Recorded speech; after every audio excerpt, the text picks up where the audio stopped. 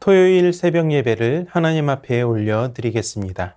신명기 18장 1절부터 8절까지의 말씀입니다. 레위 사람 제사장과 레위의 온 지파는 이스라엘 중에 분깃도 없고 기업도 없을지니 그들은 여호와의 화제물과 그 기업을 먹을 것이라. 그들이 그들의 형제 중에서 기업을 가지지 않을 것은 여호와께서 그들의 기업이 되심이니 그들에게 말씀하심 같으니라.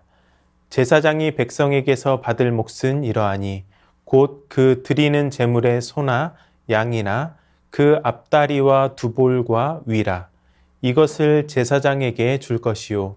또 내가 처음 거둔 곡식과 포도주와 기름과 내가 처음 깎은 양털을 내가 그에게 줄 것이니 이는 내 하나님 여호와께서 내 모든 지파 중에서 그를 택하여 내시고 그와 그의 자손에게 항상 여호와의 이름으로 서서 섬기게 하셨음이니라. 이스라엘 온 땅 어떤 성읍에든지 거주하는 레위인이 간절한 소원이 있어 그가 사는 곳을 떠날지라도 여호와께서 택하신 곳에 이르면 여호와 앞에 선 그의 모든 형제 레위인과 같이 그의 하나님 여호와의 이름으로 섬길 수 있나니 그 사람의 몫은 그들과 같을 것이요 그가 조상의 것을 판 것은 별도의 소유이니라. 아멘. 신명기 18장은 제사장에 대한 규례를 담고 있습니다. 레위인은 제사장이던 제사장이 아니던 온전히 하나님을 섬기는 일에 부름을 받은 자들이었습니다. 오늘 본문은 그들이 어떻게 하나님의 일을 해야 하는지, 이스라엘 백성의 책임은 어떠해야 하는지에 대하여 알려주고 있습니다. 먼저 1절과 2절의 말씀은 성도의 영적 필요를 돕고 세워가는 목회자의 책임에 대해서 강조하고 있습니다. 레위인은 다른 지파들처럼 생계를 위해 경작할 땅을 할당받지 않았습니다. 그들은 목회적인 보살핌, 가르침, 예배, 인도, 훈계 등과 같은 다른 영적 책임을 감당하며 주의 일에 온전히 헌신해야 했습니다. 영적인 지도자들은 자신들의 필요를 채우기 위해 오직 여호와 하나님께 의지해야 합니다. 2절은 여호와께서 그들의 기업이 되심이니 라고 말씀하고 있습니다. 레위인이 이스라엘 중에 분깃이 없고 기업도 없을지라도 여호와께서 그들의 기업이 되신다는 것입니다. 좀 더 쉽게 표현을 하자면 하나님께서 그들의 삶과 물질적인 필요를 책임지신다는 것입니다. 레위인들의 주요 사역은 다른 사람들의 영적 필요에 집중하는 것이었습니다. 그 일을 최우선으로 삼을 때 물질적인 삶의 필요가 주님께로부터 주어지는 것입니다. 그러므로 오늘의 레위인이라고 할 수 있는 목회자는 성도의 영적 필요에 집중해야 합니다. 이것이 목회자로서의 가장 우선되는 책임인 것입니다. 더 높은 도덕과 윤리 위에 서야 하며 누구보다 신행일치의 삶을 살아가야 합니다. 그렇게 할 때 기업 되시는 하나님께서 필요한 모든 것을 채워주시는 것입니다. 이 본문을 연구하면서 요즘 떠오르고 있는 목회자의 이중직에 대하여 생각해 보았습니다. 생활을 위해서 직업 전선에 뛰어들어 주중에는 일을 하고 주말에는 목회자로서의 사역을 하는 분들이 많아지고 있습니다. 제가 아는 분들 중에도 몇 분이 계십니다.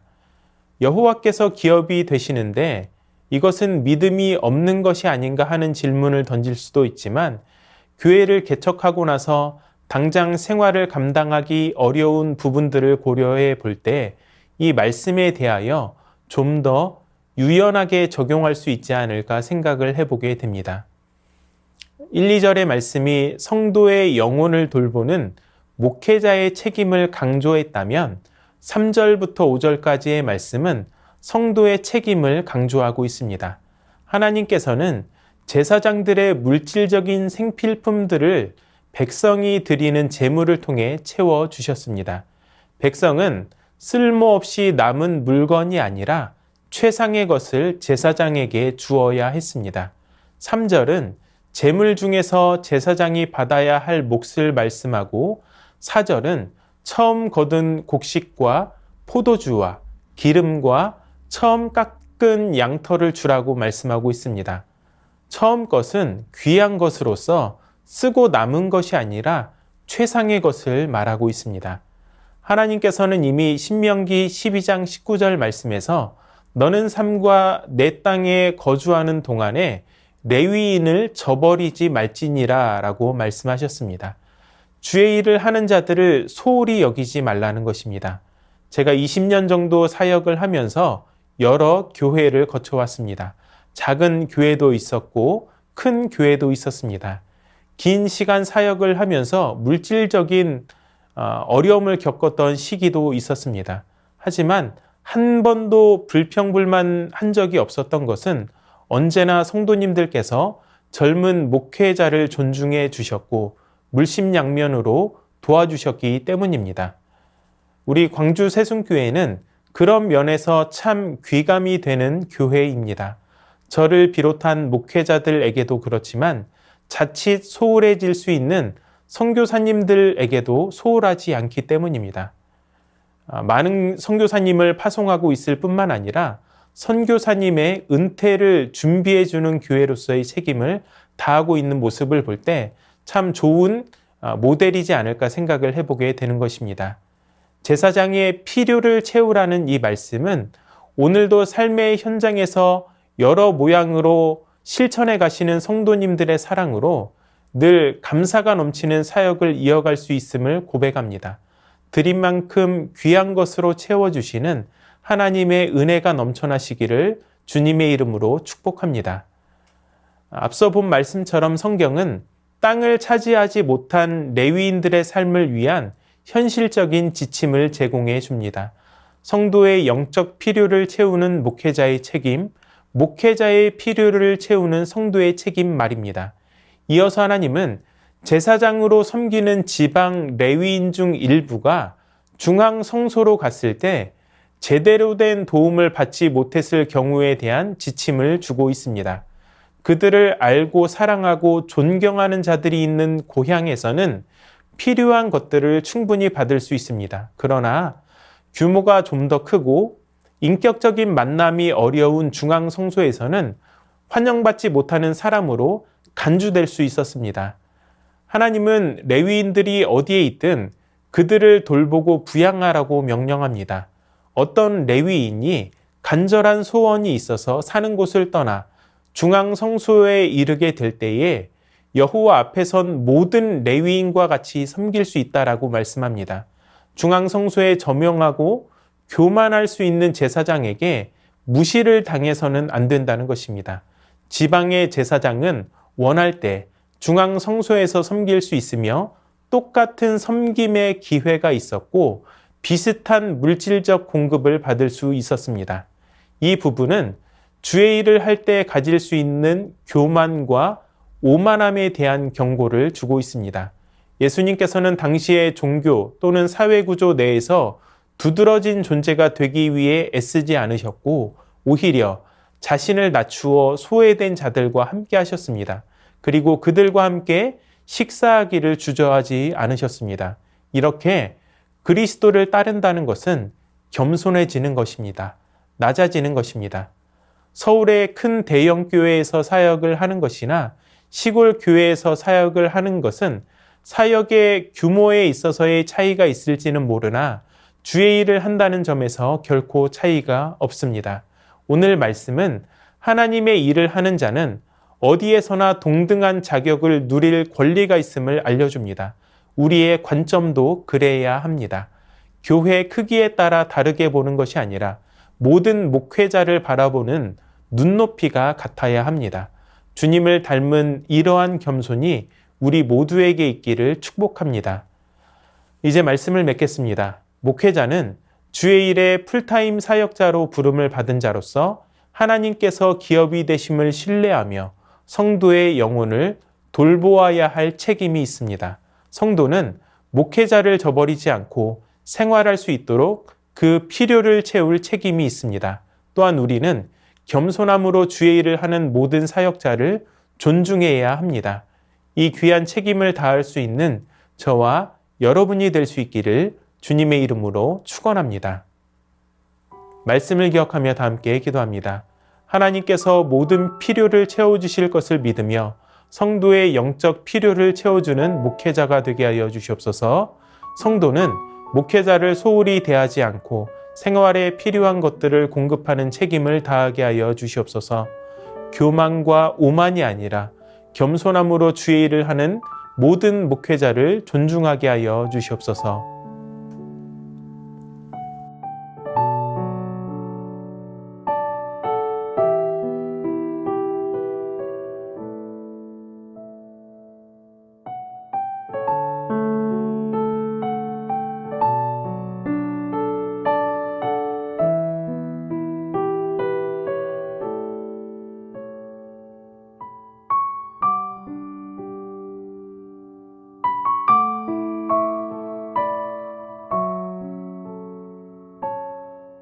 나라와 열방을 위해서 기도합니다. 한반도의 긴장 상태가 완화되게 하여 주시고 평화 통일을 위한 발판이 차근차근 마련되게 하여 주시옵소서.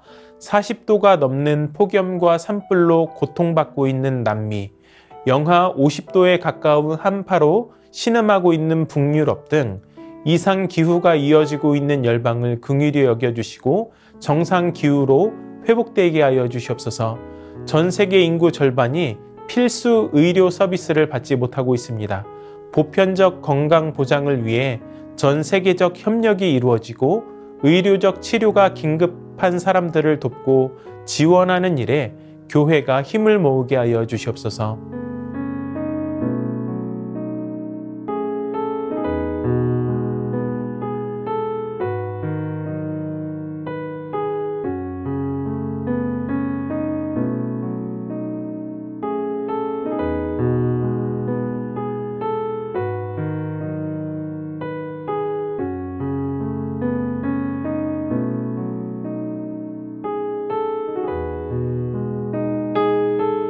교회를 위해서 기도합니다. 담임 목사님 성령 충만한 은혜로 늘 함께하여 주시고 사역 위에 풍성한 열매를 주시옵소서. 2024 일꾼 선출 가운데 오직 하나님의 뜻만 드러나게 하시고 한 사람도 상처받거나 낙심하는 영혼이 없게 하여 주시옵소서. 오늘까지 이어지는 청년부 수련회 가운데 예비하신 크신 은혜를 주시고 돌아오는 길을 안전하게 지켜 주시옵소서.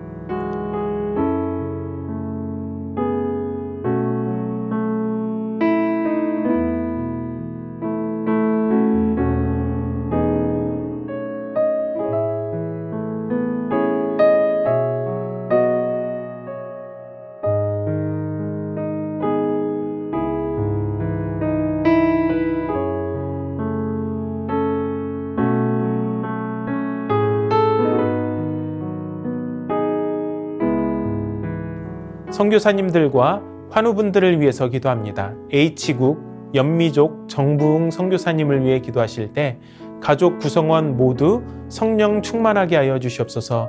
올해 여름 8월 달에 오게 될 비전 트립팀이 성령 충만한 가운데 잘 준비되어져서 알마티에 올 수 있도록 러시아어, 카자흐어에 유창하게 말할 수 있는 지혜와 능력을 부어주시도록 함께하는 팀 선교사들 가정과 사역 가운데 주의 은혜를 부어주시도록 환우분들을 위해 기도합니다.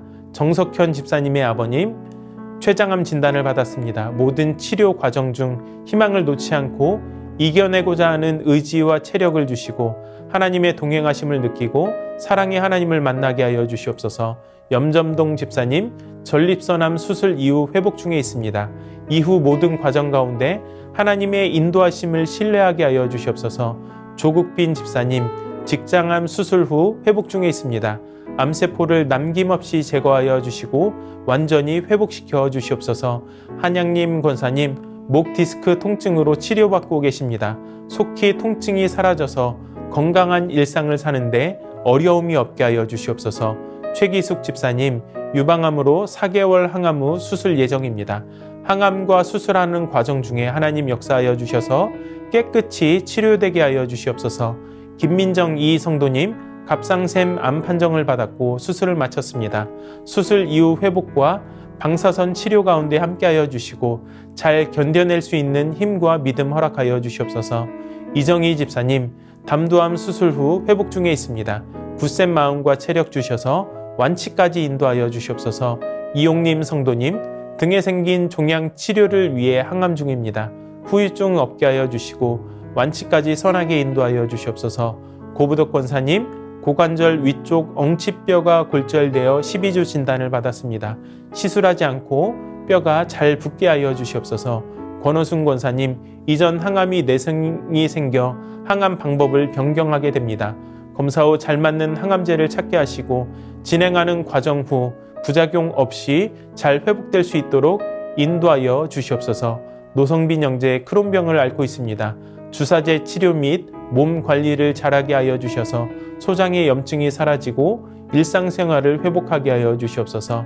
최경화 집사님의 아버님, 주한숙 권사님, 차영미 권사님, 윤금덕 권사님, 김진옥 집사님의 어머님, 이기범 집사님, 강동엽 어린이, 이민환 권사님, 신혜남 권사님, 이춘실 집사님, 김인혜 집사님, 최혁기 성도님, 이길태 집사님, 김찬준 집사님, 김영자 권사님, 정순근 권사님, 김봉남 권사님, 김광순 권사님, 박문천 집사님, 최혜랑 집사님의 아버님, 선교사님들과 환우분들을 위해서 기도하신 후 개인 기도로 하나님 앞에 나아가도록 하겠습니다.